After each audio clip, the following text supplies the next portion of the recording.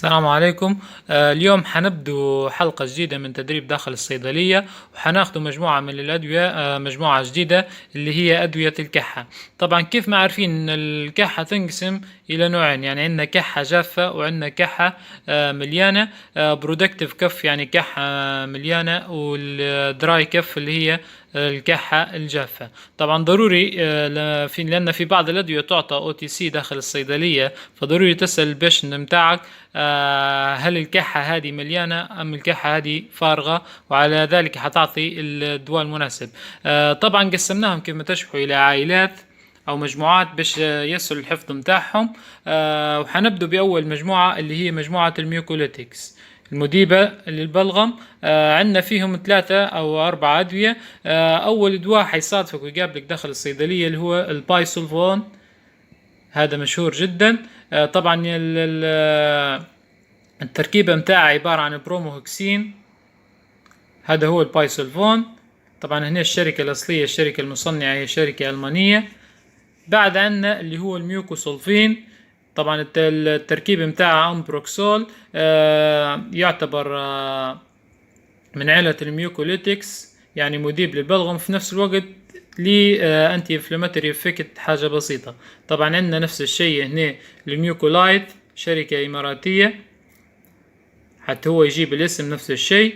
وعندنا الدريل يعتبر اكسبكترانس، يعني طارد للبلغم، مش مذيب للبلغم، يعتبر طارد للبلغم.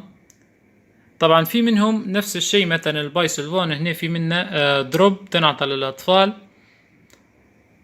عندنا سشت هنا يجيب الاسم الاسيتايل سيستين، حتى يعتبر مذيب للبلغم.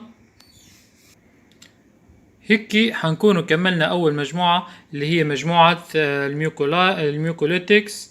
حنمشي لتاني مجموعة اللي هي الأنتي هيستامين.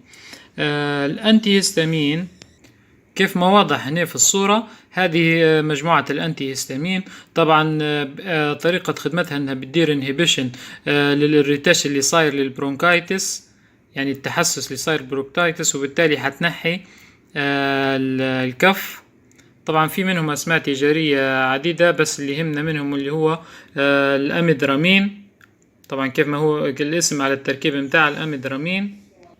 طبعا الأميدرامين في منه اكسبكترانس يعني طارد للبلغم، وفي منه يمشي مع الكحة الجافة.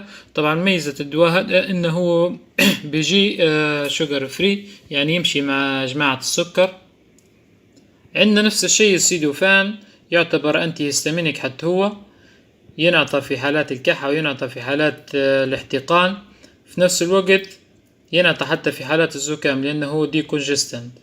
سيدوفان، أميدرامين، أميدرامين عادي، أميدرامين اكسبكترانس، في منها أميدرامين للأطفال طبعا، بيدياتريكس. هذه هي مجموعة الأنتي هيستامين.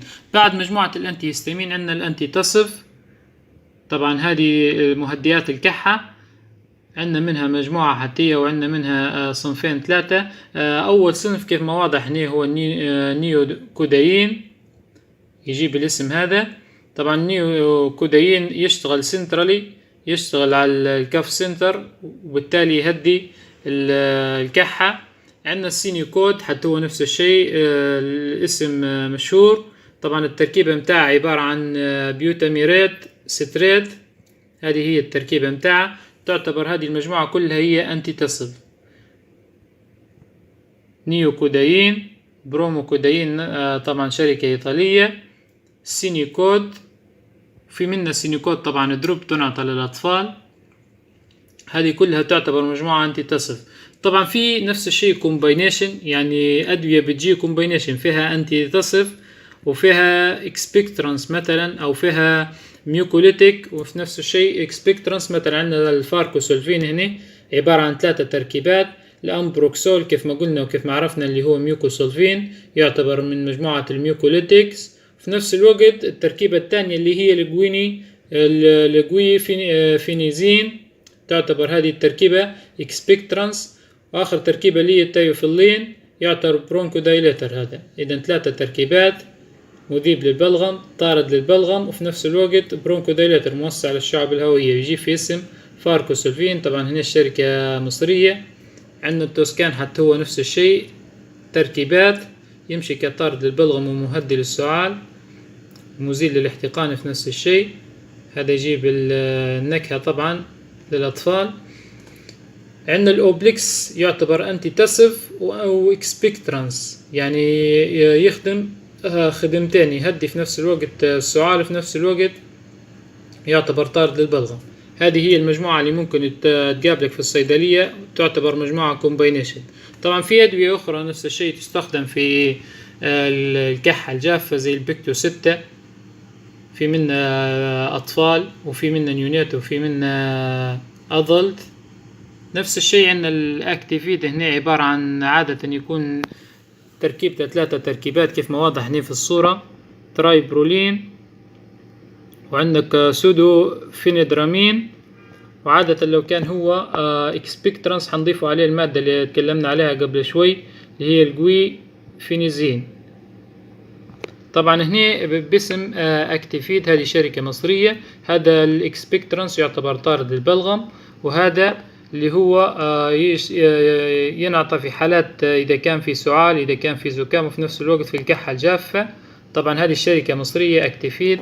نفس الشيء بالتمام اللي هو الترايفيد، غير هذا شركة أردنية.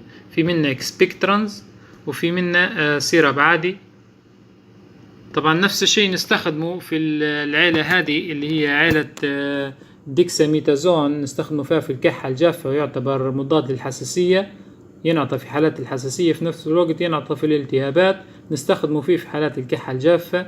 طبعا في منها 3 أدوية معروفة جدا اللي هو الأوراديكسون، وعندك الأورازون، وعندك الديكسافين. طبعا هذا الدواء مشهور جدا ويوصفوا فيه هلبة في روشتات كيف ما واضح هنا في الصورة.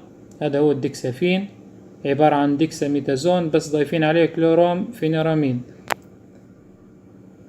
يفضل الزايلون عبارة عن بريديسينولون. هذو 3 يعتبروا من عيلة الكورتيزون. هذا عبارة عن تركيبة ديكساميتازون، بس الزايلون يختلف عليهم ان تركيبته بريدنيسيلون. هذه هي المجموعة كلها تستخدم في الدراي كف. طبعا هنا عندنا المجموعة متاع الكومبينيشن، عندنا الانتي تصف، في نفس الوقت عندنا الانتي هيستامين، واول مجموعة بدينا بها اللي هي ميوكوليتيك. تفضل عندنا مجموعة واحدة بس اللي هي انتي تصف اوف بلانت اوريجين. طبعا الادوية هذه تعتبر ادوية كيف ما نقولوا تركيبتها طبيعية، يعني تركيبتها هيربل اللي هي اعشاب. عندنا منها مجموعة مشهورة جدا مثلا زي الهيديليكس. طبعا الأدوية هذه تنعطى عادة في الأطفال الحديثي الولادة، مثلا في الناس اللي عند دايابيتك، يعني الناس اللي عندهم سكر، في الناس اللي عندهم مشاكل في الكبد وفي الكلى. تعتبر أدوية آمنة حتى أثناء الحمل، فاستخداماتها متعددة. عندنا مثلا أول نوع اللي هنا اللي هو الهيديليكس، هذه شركة ألمانية معروفة.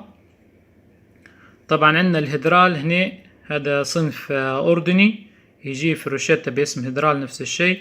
عندنا الأسبكتون جيرمن يعني ألماني، وعندنا البلاب حتى هو مشهور جدا الشرب، وهذا تعتبر شركة أردنية هذه. نفس الشيء الأسبكتون مثلا في منها أورال دروب تنعطى مثلا للأطفال. الهيدرال نفس الشيء. في شركة أخرى حتى هي مشهورة باسم البروسبان. هذه كلها أدوية تعتبر تركيبتها طبيعية، بالإضافة مثلا هنا عندنا البلسم نفس الشيء تعطى للأطفال، وتعطى في نفس الوقت مثلا للحوامل، وتعطى للناس اللي عندها مشاكل في الكبد وفي الكلى. هيك نكونوا كملنا كل الأدوية الموجودة وأشهر الأدوية الموجودة داخل الصيدلية واللي تخص الكحة. حنمر عليهم سريع. عندنا مثلا هنا الميوكوليتكس عبارة عن بايسولفون وميوكوسولفون وميوكولايت، وعندنا دريل يعتبر اكسبكترانس، الأميدرامين في منا اكسبكترانس وفي منا عادي، كل هذا انتي هيستامين. السيدوفان نفس الشيء.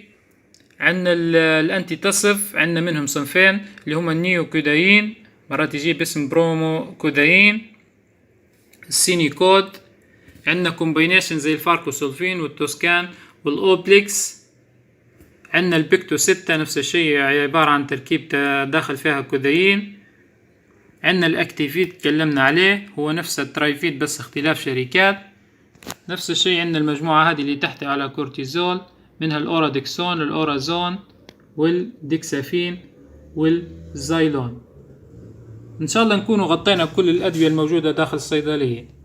طبعا الأدوية الخاصة بالكحة استنونا في حلقة جديدة ومجموعة جديدة من الأدوية. بالتوفيق للجميع، والسلام عليكم ورحمة الله وبركاته.